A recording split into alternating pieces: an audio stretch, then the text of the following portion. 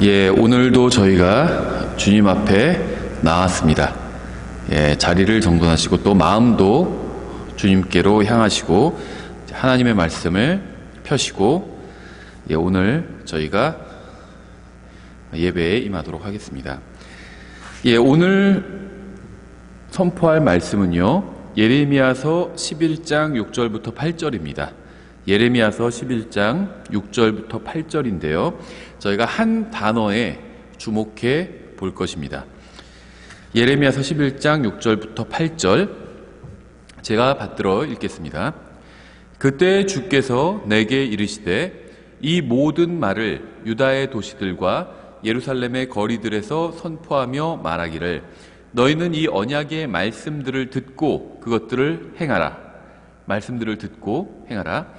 내가 너희 조상들을 이집트 땅에서 데리고 올라온 날에 그들에게 진지하게, honestly인데요, 진지하게 단언하였으며 이 날에 이르기까지 일찍 일어나 단언하며 이르기를 내 목소리에 순종하라 하였으나 그들이 순종하지도 아니하며 귀를 기울이지도 아니하고 저마다 자기의 악한 마음이 상상하는 대로 걸었으므로 내가 그들에게 행하라고 명령하였으나 그들이 행하지 아니한 이 언약의 모든 말이 그들에게 임하게 하리라 하라. 하나님께서는 백성에게 진지하게 말씀하셨습니다. 하지만 사람들은요, 자기 마음이 상상하는 대로, 자기 마음대로 했다는 거예요. 주님의 말씀대로 하지 않고 자기 마음대로 행했다는 겁니다. 주님께서는 honestly, 진지하게 말씀을 하셨는데 사람들은 그 말을 무시하고 자기 마음대로 했다는 겁니다. 기도하겠습니다. 하나님 아버지, 주님의 말씀을 저희 마음에 부어주셔서 저희가 온전히 주님과 주님께서 기뻐하시는 일에 집중할 수 있도록 도와주시기 원합니다. 예수님의 이름으로 기도드렸습니다. 아멘.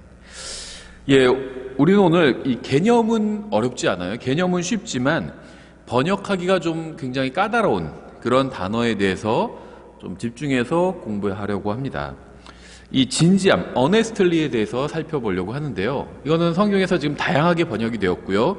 우리가 뒤에서 이 honestly가 나온 이 구절들을 찾아볼 텐데요. 굉장히 여러 가지로 우리말로는 번역이 되었습니다. 그 정도로 이 honestly라는 이 단어가 굉장히 좀 많은 뜻을 담고 있다고 보시면 되는데요. 사실은 우리말로 다양한 단어로 번역이 되었지만 한 가지를 이루고 있다고 보시면 돼요. 그러니까 이 honestly라는 말이 하나의 기둥이라면 우리나라 말로는 기둥에 서로 다른 면을 비추고 있다고 보시면 됩니다.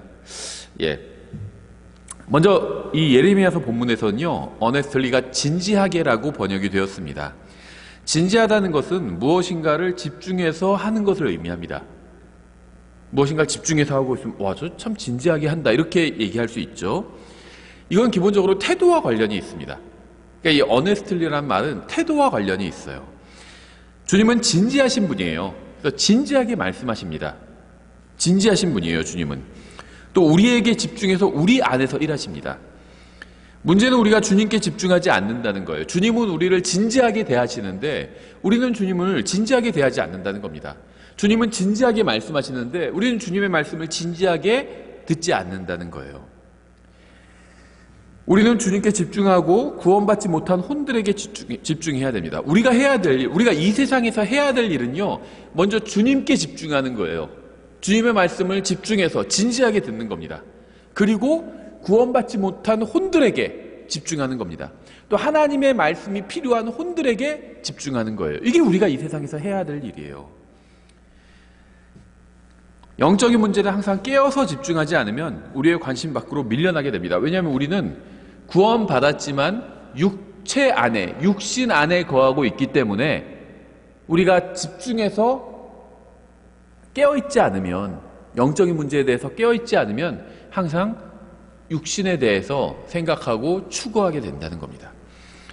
진지한 그리스도인은 항상 영적인 문제에 집중합니다. 이 진지하다는 것은요, 열심히 있다는 것을 의미합니다. 열심히 있다는 것. 우리는 복음이 더 많은 사람들에게 선포되고 교회가 성장하기를 원해요. 하지만 우리는 복음을 전하고 교회를 돕는 일에 열심을 내지는 않습니다. 아마 우리 교회 다니는 사람 치고 우리 교회가 성장하지 않기를 원하는 사람은 없을 겁니다. 또 독립침례교회 성도들 중에 독립침례교회들이 성장하기를 원하지 않는 사람은 없을 거예요. 교회 다니는 사람 치고 다 교회가 성장하기를 원합니다. 강성해지기를 원해요. 그런데 마음은 그렇게 조금 원하는 것 같은데 실제 그것을 위해서 무엇을 하느냐는 거예요. 우리 교회가 성장하기를 원해요. 근데 실제 교회가 성장하기 위해서 무엇을 하느냐는 겁니다. 복음을 전하고 교회를 돕는 일에 열심을 내지 않아요. 전염병 사태가 종식되도록 하는 일에 열심을 내는 사람들이 있습니다. 그렇죠. 방역하고 막 이런 일을 하는 사람들이 있잖아요. 일상으로 돌아가기 위해서 모든 것을 집중해 하는 사람들도 있어요. 빨리 일상으로 돌아가고 싶다. 그래서 이 전염병 사태를 끝내기 위해서 열심을 내고 있다는 거죠. 하나님의 사람들은 이 세상 뉴스가 아니라 하나님의 말씀에 귀를 기울이고 주님께서 원하시는 일에 집중해야 합니다. 수백 년 전에 어떤 프랑스 사람이 이런 말을 했어요. 당신은 한 가지 이상의 일에 전문가가 될 정도로 오래 살지 못한다. 사람은 여러 분야의 전문가가 되기는 어렵지만 드물죠. 여러 분야의 전문가인 사람은 아주 드물어요. 보통은 한 가지 일의 전문가가 되기도 힘듭니다. 그러니까 여러 분야의 전문가가 되기는 어렵지만 한 가지 일에는 전문가가 될 수 있다. 어떤 일의 전문가가 될지를 현명하게 선택해야 된다. 무슨 말이냐면요. 우리가 여러 가지 일에 집중할 수는 없다는 거예요. 대부분의 평범한 사람들은 여러 가지 일에 집중할 수 없다는 겁니다. 그래서 어떤 일에 집중할까를 선택해야 한다는 겁니다. 저는요, 여러 가지 일에 집중할 수 있는 사람을 여태까지 만나본 적이 없어요. 자기는 여러 가지 일을 할 수 있다 이렇게 주장하는 사람은 만나봤지만 실제 그렇게 할 수 있는 사람은 만나본 적이 없습니다. 단순히 한 번의 일을 여러 가지를 처리하는 것, 지금 이런 수준의 얘기를 하는 게 아니에요. 인생에서 어떤 일에 집중해서 그 일을 하는 것, 그 얘기를 하는 겁니다. 안타깝게도 하나님을 믿는다고 하는 많은 사람들이 이것저것에 기웃거리느라 정작 해야 할 일에는 집중하지 못하고 있습니다. 여기 관심 갖고 저기 관심 갖고 있고 그러느라 정말 그리스도인이 해야 되는 일, 여기에는 집중하지 못하고 있다는 겁니다. 만일 여러분이 진정한 그리스도인이 된다면 여러분은 이 세상에서는 별 볼 일 없는 사람이 될 수도 있어요. 잘 생각해 보세요. 여러분이 정말 하나님의 말씀대로 산다면 이 세상에서는 별 볼 일 없는 사람이 될 수 있다는 겁니다. 여러분의 인생을 주님을 섬기는 데 집중한다면 여러분은 세상에서 대단한 업적이나 성공을 이루지 못할 수도 있습니다. 정말 주님께 완전히 헌신한 사람은 세상에서는 그저 그런 사람이 될 수도 있다는 거예요. 왜냐하면요, 나의 모든 정열과 열정과 인생을 주님을 위해서 쓴다면 세상을 위해서 쓸 여지가 별로 없잖아요. 세상을 위해서 쓸 게 별로 남아있지 않잖아요. 나의 인생을 주님을 위해서 다 쓴다면 세상을 위해서 쓸 게 없잖아요. 그러면요, 세상에서는 별 볼 일 없는 사람이 될 수 있다는 겁니다. 세상에서도 성공하고 세상에서도 막 위대하게 칭송받고 주님 위해서도 큰일을 하고 이런 사람은 없어요. 전 보지 못했습니다. 사도 바울이 세상에서 큰일을 했나요? 세상에서는요, 그냥 노숙자나 다름없었어요. 근데 주님을 위해서는 큰일을 했죠.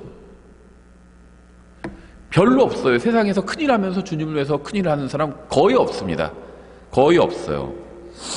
우리가 기독교 위인이라고 불리는 사람들은요, 세상에서는 다 멸시받던 사람들이에요. 세상에서도 크게 되고자 하고 주님 교회에서도 크게 되고자 하는 것은요, 그거는 헛된 야망입니다. 불가능한 일이에요.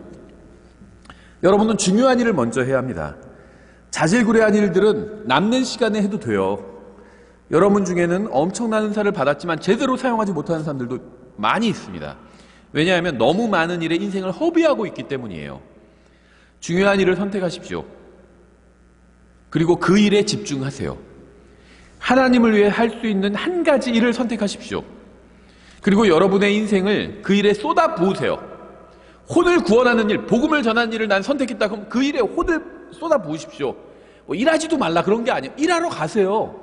하지만 내가 가용할 수 있는 모든 시간을 복음을 전하는 데 쓰라는 겁니다. 주님께서 가장 기뻐하실 일, 그게 무엇인지 생각해 보고요, 그 일에 여러분의 모든 것을 바치십시오. 언젠가 여러분은 세상이 아니라 그 일을 선택한 것을 다행으로 여길 날이 올 것입니다. 세상이 아니라 예수 그리스도를 선택한 것이 대단히 잘한 결정이라고 고백할 날이 올 것입니다. 오늘 본문에서는요, 하나님께서는 진지하게 자신의 백성을 부르셨다고 말씀하고 있어요. 주님께서 진지하게 말씀하셨지만 주님의 백성은 듣지 않았고요. 주님께서 다시 진지하게 말씀하셨지만 주님의 백성은 또 듣지 않았습니다. 주님께서 또다시 진지하게 말씀하셨지만 주님의 백성은 계속해서 듣지 않았습니다. 이러한 일은요, 수천 년간 반복됐어요. 하나님께서는 설교자를 통해서 진지하게 말씀을 선포하시지만 사람들은 계속해서 무관심으로 대응하고 있습니다. 하나님께서 진지하게 말씀을 선포하도록 하시는 이유는요, 언제라도 사람들이 그 말씀에 반응해서 주님께 돌아와 주님의 일에 집중하게 하기 위함입니다. 하나님은 진지하신 분이에요. 주님께서는 우리도 주님처럼 중요한 일에 진지하게 집중하기를 원하십니다. 우리에게 필요한 사람은 단순히 생각만 하거나 시도만 하는 사람이 아니에요. 복음 전하는 게 중요하다 이런 말만 하는 사람이 아닙니다. 우리에게 필요한 사람은 하나님처럼 진지하고 성실하게 진리를 선포하고 말씀대로 행하는 사람입니다.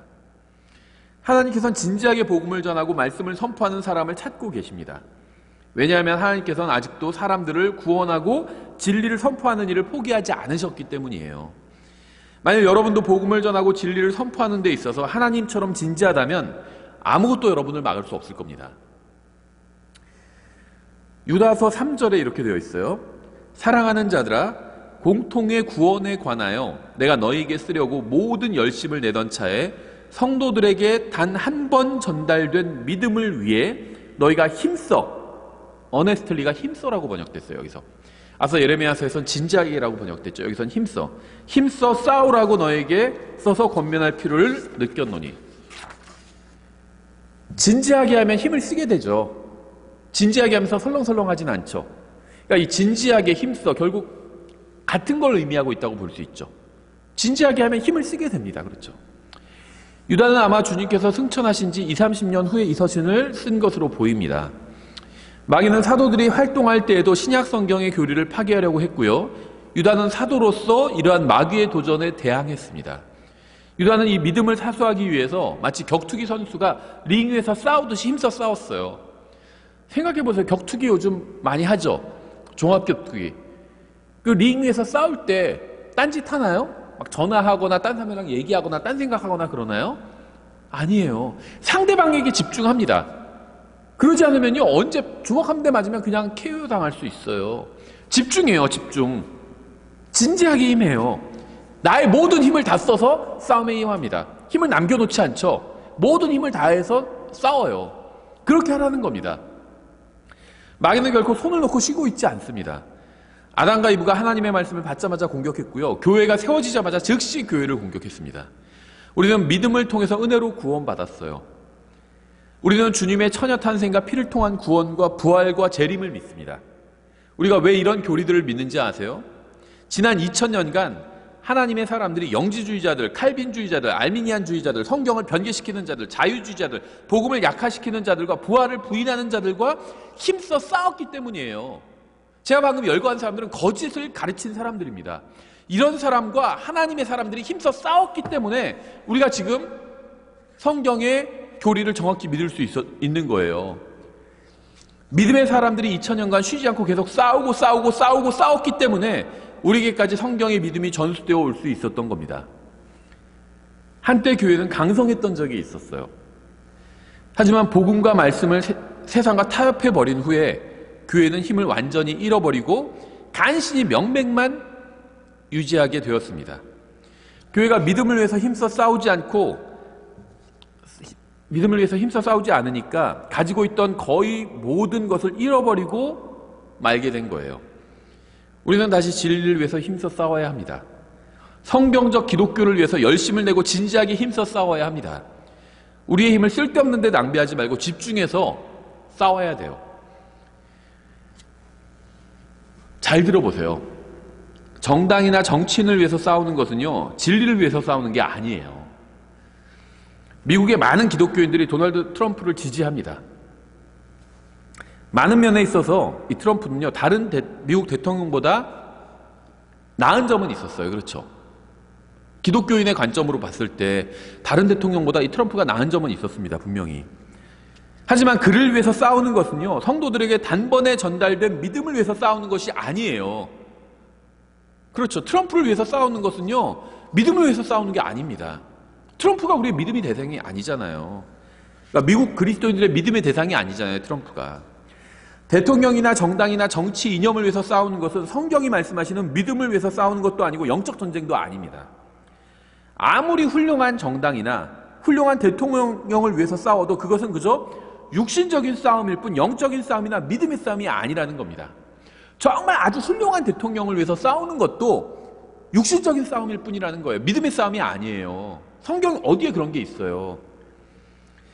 구원받지 않은 사람들도 그러한 싸움에 참여하고 있어요. 잘 생각해 보세요.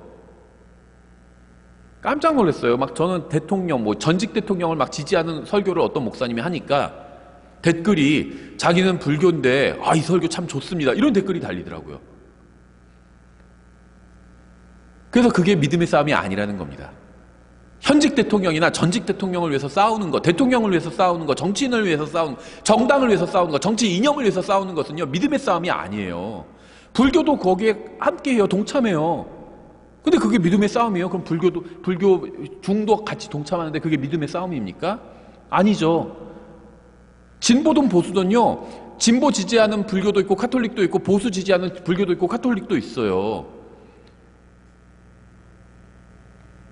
진보나 보수나 뭘 위해서 싸워도 그건 믿음의 싸움이 아니라는 겁니다. 그게 믿음의 싸움이면 중도 믿음의 싸움을 하고 있는 거잖아요. 그러면 영적 싸움을 하고 있는 거잖아요. 말이 안 되죠.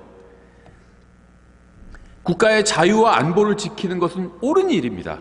전 지지해요. 자유로운 국가, 그래야 우리가 신앙생활을 자유롭게 할 수 있잖아요. 안보가 중요하죠. 우린 지금 북한이랑 대치하고 있잖아요. 그리고 우리 주위에 있는 열강들 있잖아요. 세계에서 5위권 내에 있는, 군사력이 5위권 내에 있는 국가가 우리 주위에 서너 개가 있어요. 안보 중요합니다. 안보를 지키는 거 옳은 일이에요. 저도 지지합니다. 하지만 안보를 지키는 것은 성경적 기독교를 지키는 일과는 무관합니다. 사도 바울이 언제 안보를 지키는 일을 했어요? 안보를 지키는 일이 잘못된 일이라는 게 아니에요. 저는 옳은 일입니다. 하지만 성경적 기독교와는 무관하다는 거예요. 거리를 깨끗이 치우는 일 옳은 일이죠. 하지만 그게 성경적 기독교와 무슨 관련이 있어요? 관련 없습니다. 교회가 왜 그런데 목소리를 높여야 돼요? 왜 전파를 낭비하고 왜 우리의 힘을 낭비해야 돼요? 그런데 주님께서 시키신 일도 아닌데. 자본주의를 수호하는 것은요, 하나님의 말씀이나 믿음을 수호하는 것과는 전혀 관계가 없습니다. 저 자본주의 반대하는 사람 아니에요. 공산주의, 사회주의 지지하지 않아요. 저는 자본주의 지지합니다. 민주주의 지지해요. 근데 민주주의나 자본주의를 수호하는 것은 하나님의 말씀을 지키는 것과는 관계가 전혀 없다는 겁니다. 성경에 어디 있어요, 그런 게? 민주주의가 어디 있고 자본주의가 어디 있어요, 성경에? 성경을 믿는다고 하는 사람들이 SNS에 올리는 게시물을 보면요, 90% 이상이 정치적인 글이에요. 너무 안타까워요. 정치적인 글을 올리는 것은 믿음의 선한 싸움을 하는 게 아닙니다. 아무리 좋은 정당을 지지하고 훌륭한 정치인을 지지해도 사람들은 여전히 지옥에 가요. 좋은 정당, 아무리 좋은 정당을 지지하는 사람이라도 그 사람은 지옥에 간다는 거예요. 진보든 보수든 상관없어요. 어느 정당을 지지해도 어느 정치인을 지지해도 지옥에 갑니다. 사람은 오직 성경을 믿어야 구원받고 성경대로 살아야 그리스도의 심판석에서 주님께 칭찬을 받고 상급을 받을 수 있어요. 성경적 기독교는 정치나 이념과는 아무 관계가 없습니다. 성경 어디에 그런 게 나와요? 사람들이 지옥에 가는 이유는요, 교회가, 구원받은 사람들이 복음을 전하지 않기 때문이지 공산주의나 자본주의나 민주주의나 사회주의 때문이 아니에요. 아무리 정치 이념을 열심히 가르치고 주장해도 복음을 전하지 않으면 누구도 구원받을 수 없고 말씀을 가르치지 않으면 누구도 성장할 수 없습니다. 인간에게 진정한 자유를 주는 것은 정치 이념이 아니라 언제나 하나님의 말씀이에요. 우리는 성경이 말씀하시는 진리와 교리와 믿음을 위해서 진지하고 성실하게 힘써 싸워야 합니다. 사람들을 영원한 불호수의 형벌로부터 건져낼 수 있는 것은 복음밖에 없어요. 아무리 훌륭한 대통령이나 정치인도 사람들을 지옥 불로부터 건져낼 수가 없어요. 예수 그리스도의 피만이 사람을 지옥 불로부터 건져낼 수가 있습니다. 구원받은 사람들의 인생을 하나님 앞에서 가치 있게 만드는 것은 말씀밖에 없어요. 자본주의, 사회주의 이념이 사람을 하나님 앞에서 가치 있게 만드는 게 아니에요. 인생을 가치 있게 만드는 유일한 것은 하나님의 말씀밖에 없어요. 깨어나야 됩니다. 자꾸 딴 생각하면 안 돼요, 그리스도인들이. 우리가 인생을 걸고 집중하고 힘써 싸워야 될 것은 바로 복음과 말씀입니다. 이의 모든 것들은 그저 부수적인 문제일 뿐이에요. 전 자유로운 국가에서 태어난 거 감사하고 있습니다. 2000년 전에 로마 제국 치하에서 태어나지 않은 것을 감사하고 있어요. 그런데요, 사도 바울이 언제 로마 제국 치하에서 태어난 걸 불평한 적 있나요? 독재 정권과 맞서 싸워야 된다 이런 거 주장한 적 있나요? 다 부수적인 것들이에요. 이 세상은 영원하지 않습니다. 사라질 거예요. 예수님께서 재림하셔서 왕국을 세우실 겁니다. 일시적인 세상이에요. 일시적인 세상. 일시적인 제도일 뿐이에요. 다 부수적인 것들이에요. 거기에 집중할 필요가 없다는 겁니다. 이건 단순히 저의 생각이나 말이 아니라 성경이 말씀하시는 진리잖아요. 바른 성경을 믿는다고 하면서 이런 걸 부인한다면 그 사람은 믿음을 부인하는 사람이에요. 이런 말씀이 불편한 이유는요, 하나님의 말씀에 동의하지 않기 때문이고 단 한 번도 믿음의 선한 싸움을 싸워본 적이 없기 때문입니다. 머리로는 생각하지만 실제 싸워본 적이 없는 거예요. 실제 복음을 전하고요, 말씀대로 살아본 적이 없는 겁니다. 바른 성경을 믿는다고 하면서도 정치 싸움을 하는 사람들은 늘어나지만 믿음의 선한 싸움을 하는 사람들은 줄어들고 있어요. 너무 안타까워요. 독립침례교회들이 늘어나는데요, 이상한 짓 하는 교회들로 변질되고 있다는 겁니다. 이렇게 하다 보면요, 결국 아무리 바른 성경과 독립침례교회들이 있다 해도요, 우리나라에서 성경적 기독교는 완전히 사라져버리고 말 거예요. 지금도 우리나라에서 성경적 기독교는 거의 사라져버리고 이제 한 줌 남았어요. 한 줌. 독립침례교회 늘어나고 있고 바른 성경 쓰는 교회들 한 100개 정도 되죠. 하지만 하나님 앞에서 바르게 행하는 교회가 없어요. 진리에 집중하는 교회가 없어요. 쓸데없는 데 시간 낭비하고 있어요. 성도들을 쓸데없는 데로 몰아가고 있고요. 막 정치 문제로 몰아가고 있고요. 진보가 옳다, 보수가 옳다, 이런 놀이 하고 있어요. 정치 놀이. 그런 거 하고 싶으면 정당에 가입해서 하세요. 왜 교회에서 하려고 그래요, 그런 거를? 왜 교회를 장사하는 집으로 만들고 왜 교회를 정치질하는 집으로 만들려고 그래요? 교회는 하나님의 말씀을 가르치고 전하는 데예요, 교회는. 그런 짓들을 하는 사람들이 독립침례교회도 있기 때문에 성경적 기독교가 이 나라에서 이제 한 줌밖에 안 남았어요. 한 줌밖에. 우리가 다른 것에 한눈 팔지 말고 주님의 말씀에 집중해서 힘써 싸우지 않으면 우리나라에서 성경적 기독교는 우리 세대와 함께 소멸해버리고 말 겁니다. 아무리 옳은 정당이, 바른 정당이, 건전한 정당이 우리나라를 통치해도 성경적 기독교가 사라져버린다면 그게 하나님 앞에서 무슨 소용이 있겠어요? 누가복음 22장 44절 이렇게 되어 있습니다. 그분께서 고뇌에 차서 더욱 간절히, 어네스틀리입니다. 더욱 간절히 기도하시니 그분의 땀이 큰 핏방울같이 되어 땅에 떨어지더라. 앞서 진지하게와 힘써라고 번역된 단어가 여기서는 어네스틀리가 간절히라고 번역되었어요. 세 경우 모두 우리말로는 다르게 번역되었지만 의미는 같습니다. 세 경우 모두 열심을 가지고 진지하게 집중하는 것을 의미합니다. 예수님께서 동산에서 기도하실 때 주님께서는 아버지 하나님께 주님께서 든 잔이 지나가시기를 진지하게 기도했습니다. 하지만 주님께서는 기도응답을 받지는 못하셨어요. 하지만 그럼에도 주님은 낙심하지 않고 3번이나 반복해서 같은 내용의 기도를 하셨습니다. 왜냐하면 주님께서는 진지하고 간절하셨기 때문이에요. 잔이 지나가도록 기도하셨고 응답받지 못하셨지만 예수님께서는 더욱 간절히 기도하셨습니다. 히브리서에서는 주님께서 동산에서 기도하실 때 눈물로 기도하셨다고 증언하고 있죠. 주님께서 피가 땀처럼 나올 정도로 진지하고 간절하게 힘써 기도하셨다고 성경은 증언하고 있어요. 우리에게 필요한 것도 바로 이렇게 기도하는 겁니다. 여러분 이렇게 진지하고 간절하게 기도해 보신 적이 있나요? 여러분은 힘써 기도하고 있나요? 힘써? 그냥 기도하지 마시고요. 진지하고 간절하게 힘써 기도해야 돼요.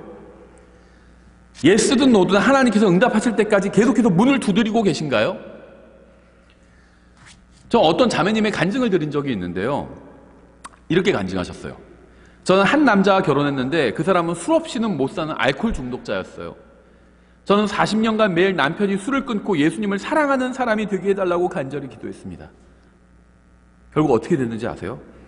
그 자매님이 40년간 쉬지 않고 매일 진지하고 간절하게 기도한 것이 결국 응답받아서 남편은 술을 끊고 예수님을 사랑하는 사람이 되었습니다. 40년간 매일 간절히 기도한다는 건 이건 쉽지 않은 일이죠.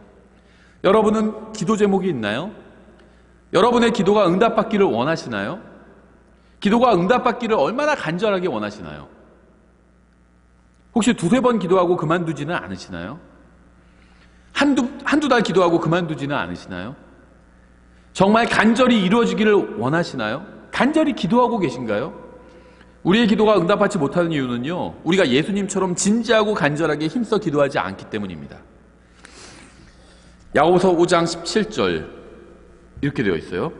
엘리야는 우리와 같이 동일한 성정의 지배를 받는 사람이로되 비가 오지 않기를 그가 간절히 간절히 기도하니 3년 6개월 동안이나 땅에 비가 오지 아니하였고 그가 다시 기도하니 하늘이 비를 주고 땅이 자기 열매를 내었느니라.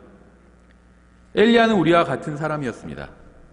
엘리야가 간절히 진지하게 힘써 기도하자 하나님께서는 3년 반 동안 비를 주지 않으셨습니다. 성경은 그가 단 한 번만 기도했다고 말씀하고 있지 않아요. 성경의 다른 말씀들을 보면요, 오히려 그가 한 번만 기도한 것이 아니라 여러 번 계속 끊임없이 기도했음이 더 부합합니다, 사실과. 어쩌면 그는요 3년 반 동안 매일 기도했는지도 몰라요. 매일 간절하게 사람들이 회개하지 않으니까 비를 내리지 말아달라고 기도했을지도 모릅니다. 아마 먹구름이 몰려오는 날이면 더욱 진지하고 간절하게 기도해서 구름을 몰아냈을 거예요. 기도로 구름을 몰아냈을 겁니다. 비가 오려고 할 때마다 주님, 아직 사람들이 회개하지 않았습니다. 비를 보내지 마시고 구름을 거두어 주십시오. 이렇게 기도했을 거예요. 엘리야는 3년 반 동안 기도하기를 멈추지 않았고 포기하지 않았습니다. 엘리야는 열심을 가지고 진지하고 간절하게 힘써 비를 내리지 말아달라고 하나님께 기도했습니다. 이 코로나 바이러스에 관해서 예언하는 목사들이 있어요. 이 사람들은요, 예전에 이 블러드 문에 관해서도 예언한 적이 있습니다. 2000년에 무슨 대환란이 시작될 것이다. 휴거가 일어날 것이다. 2017년에 일어날 것이다. 이런 거 예언하는 사람들이 있어요. 킹제임스 성경 진영에도 있어요. 그래놓고 벌써 그 사람들이 예언한 게 몇 번이나 지났는데도 뻔뻔스럽게 또다시 예언하고 있어요. 동영상 올리고 있고. 거짓 교사들이에요. 킹제임스 성경 쓴다고 해서 다 성경적인 올바른 교사가 아닙니다. 예언하는 거 잘 보세요. 무슨 일이 일어날 것이다 예언하는 사람들이 있죠. 올해 안에 주님이 재림하실 것이다. 뭐 올해 안에 휴거가 일어날 것이다. 이런 거 예언하는 사람이 있어요. 킹제임스 성경 진영에도요. 어떤 사람 또 한 발 빼서 이렇게 좀 예언하는 사람도 있어. 아마 올해 안에 일어날 확률이 굉장히 높습니다. 이런 식으로 얘기해요.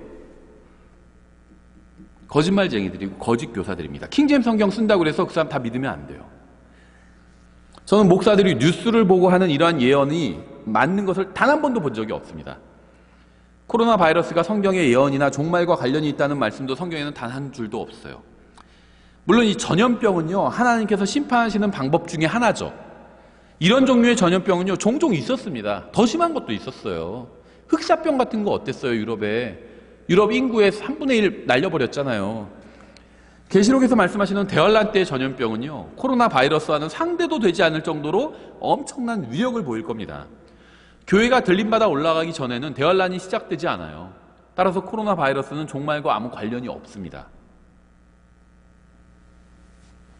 엘리야는 민족의 회개를 위해서 비가 내리지 않기를 간절히 기도했습니다. 그래서 이스라엘에는 3년 반 동안 비가 내리지 않았습니다. 엘리야의 집에도 비가 내리지 않았어요. 그러나 하나님께서 아합과 이세벨의 권력을 꺾으시고 이스라엘 백성의 마음을 부셔주시기를 간절하게 기도했습니다.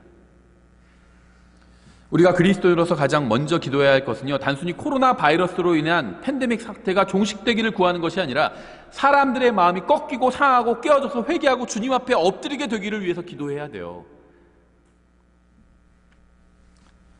생각해 보세요. 전염병이 아무 이유 없이 일어나진 않죠. 물론 누군가의 잘못으로, 누군가의 악한 의도로 이 바이러스가 생겼을 수도 있어요. 저는 몰라요, 잘 그런 거는. 어쨌든 간에 하나님께서 허락하셨기 때문에 일어난 거잖아요. 참새 한 마리가 떨어져도 우연히 떨어지지 않잖아요. 하나님께서 다 허락하시니까 떨어지는 거잖아요. 근데 성경에 보면요, 전염병은요, 항상 하나님께서 세상을, 사람들을 심판하시는 방법 중에 하나입니다. 최후의 심판은 아니에요. 하지만 사람들이 살아가는 동안 사람들을 심판하시는 방법 중에 하나가 바로 이 전염병이라는 겁니다. 그러면 전염병이 돌 때 그냥 전염병 없애주세요 이렇게 기도하면 하나님께서 전염병 없애주시나요? 그러지 않죠. 하나님께서 하신 일인데 왜 그걸 없애달라고 기도해요? 이 전염병 사태는요, 하나님께서 허락하신 일이에요. 하나님께서 하시는 일을 왜 막아요? 그럼 없애달라고 기도하는 게 잘못되었느냐? 전 지금 그런 얘기를 하는 건 아니에요. 다만 왜 이런 사태가 일어나는지 한번 생각해 보자는 겁니다. 왜 세상이 지금 다 문 닫고 있잖아요. 대부분은 하던 일을 멈추고 있잖아요. 근데 교회도 문을 닫고 하던 일을 멈추고 있어요. 왜 이렇게 되었을까요? 왜 교회도 하던 일을 멈추게 되었을까요? 왜 모여서 하나님께 경배를 드려야 되는데 왜 모이지 못하고 있을까요? 왜 하나님께서 전염병으로 세상만 심판하신 것이 아니라 교회도 다 같이 지금 심판을 받고 있을까? 교회도 심판받고 있는 거예요. 왜 그런 줄 아세요? 생각해 봐야 돼요. 왜 그런지를.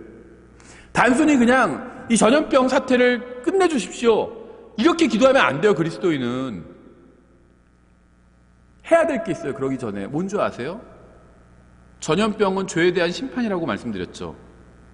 하나님께서 심판의 도구로 사용하시는 것이 중에 하나가 전염병이에요. 그러니까 하나님께서 심판하시면 어떻게 해야 되죠? 하나님께서 매를 드시는 거잖아요. 그럼 어떻게 해야 되죠? 회개해야 돼요. 회개. 매를 때리는데 때리지 마세요. 때리지 마세요. 때리지 마세요. 이렇게만 하면 안 돼요. 잘못했습니다. 해야 돼요. 제가 죄를 지었습니다. 해야 돼요. 누가 가장 먼저 해야 될까요? 아는 사람이 먼저 해야죠. 교회가 먼저 해야 돼요. 교회가 단순히 그냥 코로나를 없애주세요 이런 기도만 하면 안 돼요. 교회가 먼저 회개해야 합니다. 그리고요, 세상의 마음이 깨어지도록 기도해야 돼요. 그럼 하나님께서 이 전염병 끝내주실 수 있어요. 이 사태를.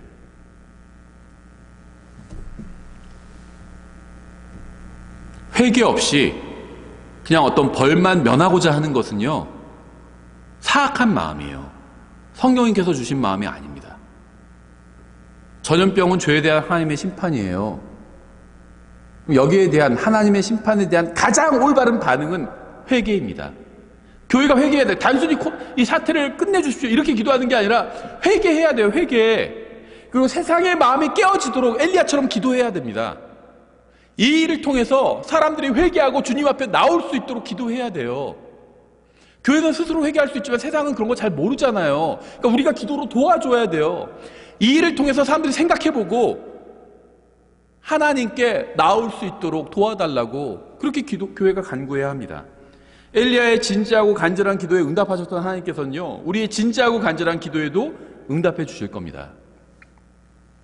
고린도전서 12장 29절 이렇게 되어 있어요.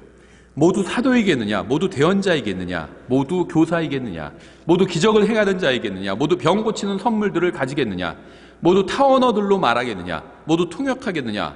오직 가장 좋은 선물들을 간절히, honestly, 간절히 사모하라. 그럼에도 내가 너희에게 더욱 뛰어난 길을 보이노라. 우리는 가장 좋은 선물들을 간절히 사모해야 합니다. 선물은 주는 사람 마음이죠. 그런데요, 우리는 하나님의 선물을 간절히 사모하라고 말씀하고 있어요. 사람들은 은사를 바라기는 하지만 간절히 사모하지는 않습니다. 선물과 은사 같은 거예요. 기프트예요, 영어로는. 단순히 나에게 어떤 은사가 있었으면 좋겠다고 생각만 하지 말고 간절히 구하고 진지하게 그 은사에 집중해 보라는 겁니다. 예를 들면 복음을 전하는 은사를 간절하게 구하고 성경을 연구하고 그 주제를 연구해 보라는 겁니다. 내가 정말 복음을 잘 전하는 사람이 되고 싶다. 복음 전도자의 은사를 주님 저에게 주십시오. 이렇게 기도하고요. 그 다음에는 성경을 연구하고요. 어떻게 하면 복음을 잘 전할 수 있는지, 복음을 전할 때 사용할 구절들을 암송하고 연구하고 찾아보고 하라는 거예요. 또 복음 전하는 방법에 대한 좋은 책들이 있잖아요. 그런 책들도 한번 읽어보고 연구해 보라는 겁니다. 물론 연구한다고 해서 없던 은사가 생기는 건 절대 아니죠. 하지만 그런 열의를 보이고 간절함을 보인다면 주님께서 그 은사를 왜 안 주실까요? 왜 주시지 않을까요? 하나님, 사람들이 지옥에 가는 게 너무 불쌍합니다. 제가 이들에게 복음을 전해서 이들을 구원하고 싶습니다. 정말 예수 그리스도께서 십자가 위에서 이뤄놓으신 일을 마음속으로 믿기만 하면 구원받는데 사람들이 지옥에 가고 있어요. 주님, 제가 복음을 잘 전할 수 있게 저에게 복음 전도자의 은사를 주십시오 하면서 열심히 복음 전하는 방법을 연구한다면 하나님께서 그 사람에게 왜 은사를 주지 않으실까요?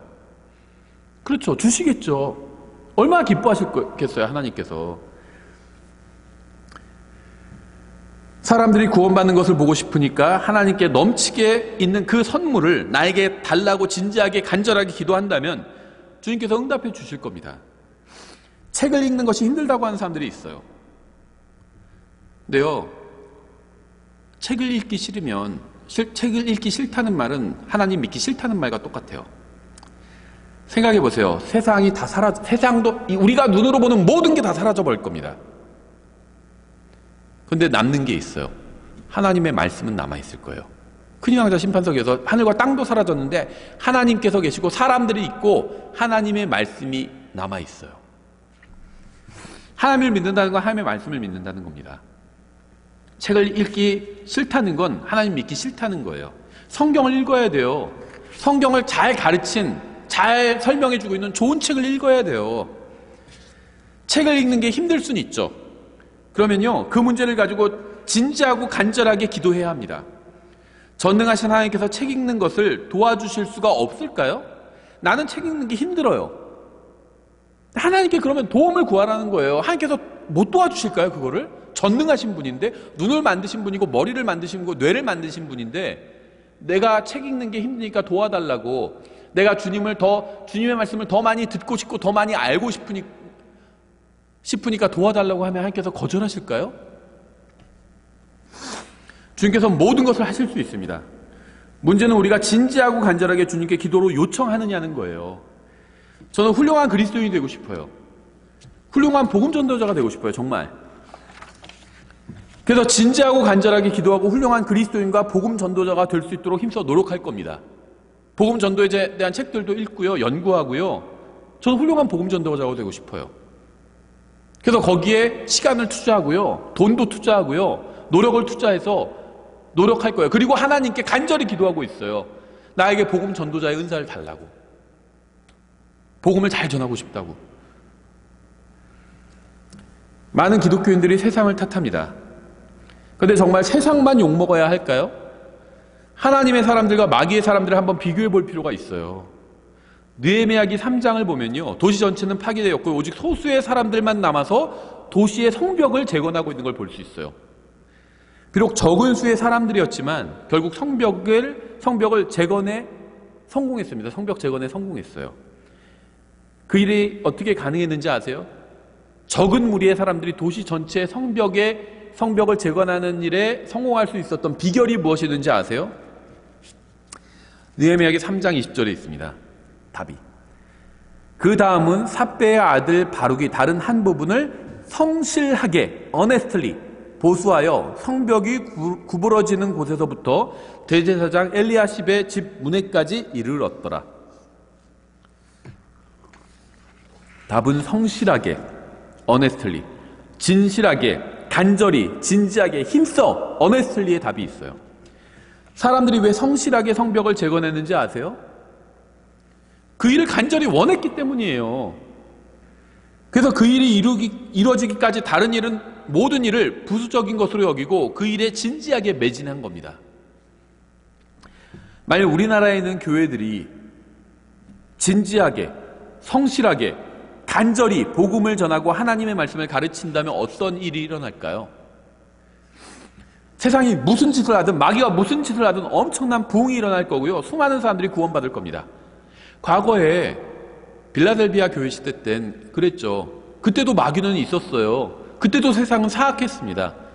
하지만 사람들이요, 선교에 헌신하고요, 복음 전도에 헌신하고요, 하나님의 말씀대로 사는 일에 헌신했어요. 진지하게. 지금처럼 지금 교회들처럼, 지금 독립춘례 교회들처럼, 지금 우리처럼 말로만이 아니라 진지하게 하나님의 말씀대로 살고 복음을 전하는 일에 헌신했다는 거예요.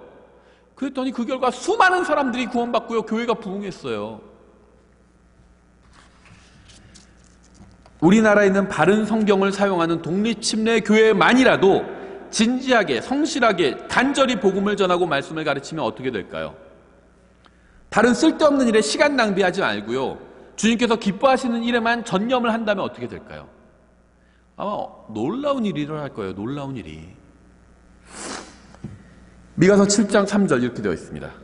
지금 느헤미야기에는요, 느헤미야기 3장에서 하나님의 사람들이 어네스틀리, 진지하고 성실하게 열심히 주님을 섬겼더니 어떤 일이 일어났죠. 소수의 사람으로 할 수 없는 놀라운 일을 할 수 있었어요. 그렇죠. 미가서 7장 3절 이렇게 되어 있습니다. 세상 사람들에 대한 이야기예요. 또 그들이 두 손으로 열심히, 어네스틀리, 세상 사람들이 두 손으로 열심히 악을 행하나니 통치자와 재판관은 대가를 요구하며 큰 자는 자기의 악한 욕심을 말하여 이처럼 그들이 그것을 싸서 감추느니라. 세상 사람들이 두 손으로 열심히, 한 손으로 대충 하는 게 아니라 두 손으로 열심히 악을 행한대요. 마귀에게 속한 사람들은요, 마귀에 속한 세상 사람들은요, 두 손으로 열심히 악을 행하고 있습니다. 세상은 한 손에는 헐리우드를 들고 다른 한 손에 성경을 들고 있지 않아요. 그들은 두 손 모두 세상을 굳게 붙들고 있습니다. 문제는 교회가 한 손에는 성경을 들고 다른 한 손에는 세상이 주는 쾌락을 들고 있다는 겁니다. 세상은 한 손에는 술을 들고 다른 한 손에는 기도 목록을 들고 있지 않아요. 하지만 교회는요, 한 손에는 기도 목록을 들고 있고 다른 한 손에는 술을 취하지 않을 정도로 조금만 마시는 것은 문제없지 않느냐고 목사와 논쟁하는 것을 붙들고 있어요. 세상이 교회에게 승리하는 원인은요, 세상이 아닌 교회에 있습니다. 세상은 죄에 완전히 100% 헌신하고 거룩함에는 아무 관심을 두고 있지 않아요. 세상은요, 거룩함은 멀리하고요, 죄에 완전히 100% 헌신하고 있습니다. 근데 교회는요, 예수님께는 최소한으로 그냥 아주 조금, 일주일에 1시간 그냥 아주 조금만 최소한으로 헌신하면서 세상처럼 죄에는 큰 관심을 두고 있어요. 세상은 두 손으로 죄를 짓는데 교회는 한 손으로 주님을 섬기려고 하고 있기 때문에 세상에 완패를 하는 겁니다.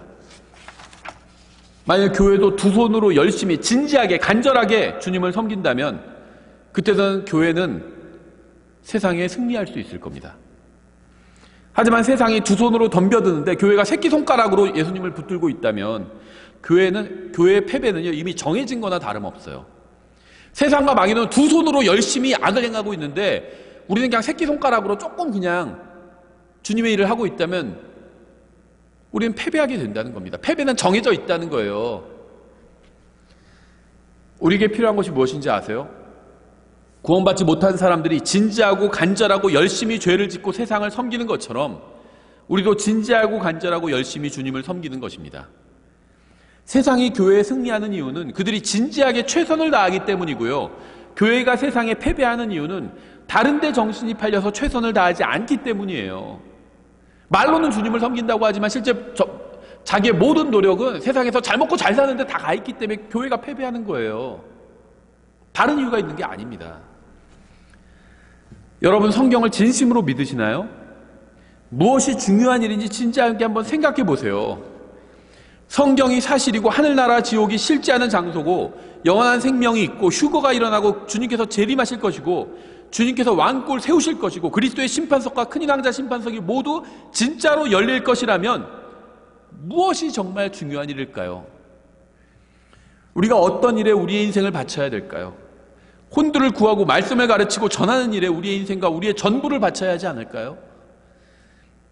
새해가 시작되었습니다. 하나님께서 기뻐하시는 일이 무엇인지 성경에서 찾아보세요. 의무예요. 다른 사람한테 물어보지 마시고 한번 찾아보세요. 성경에서 직접 하나님께서 기뻐하시는 일이 무엇인지 성경에서 찾아보세요. 그리고 주님을 위해서 무엇을 할지 정하십시오. 주님께서 오실 때까지, 주님을 얼굴과 얼굴을 마주보고 만날 때까지 그 일에 매진하십시오. 주님께서 기뻐하시는 그 한 가지 일에 매진하세요. 진지하게, 성실하게, 간절하게 힘을 다해서 그 일에 매진하십시오.